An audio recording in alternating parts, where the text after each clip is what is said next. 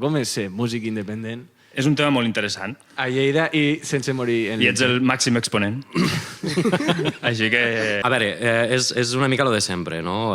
Com sortir de ser emergent, estar al lloc indicat, amb les persones indicades, suposo que és la premissa bàsica, almenys sembla ser que és això, per molt que t'esforcis no tens per què arribar lluny. Visto lo visto, no? Si no t'ajuntes potser amb les persones o te'n vas a buscar les persones que potser et poden ajudar a pujar. Això ja ho sabem tots, que tot va moltes vegades per enxufes i per tal, vull dir, no és un secret, és un secret a voces. de contactes. És un secret a voces. Ser músic independent i no morir en l'intent, tindre molta paciència i que t'agradi molt el que fas. I disfrutar-ho. I disfrutar-ho, sobretot. He tingut èpoques de que m'he donat compte de que ja no estava disfrutant el que estava fent i he hagut de donar passos enrere per a poder trobar de nou una mica lo que em feia estar aquí, per què estic aquí, no? Sí, això ho hem parlat alguna vegada, no? Com un procés de desaprenentatge per tornar a les arrels una miqueta i recordar per què ho estem fent, no? Sí. I això, Miquel, sempre ho...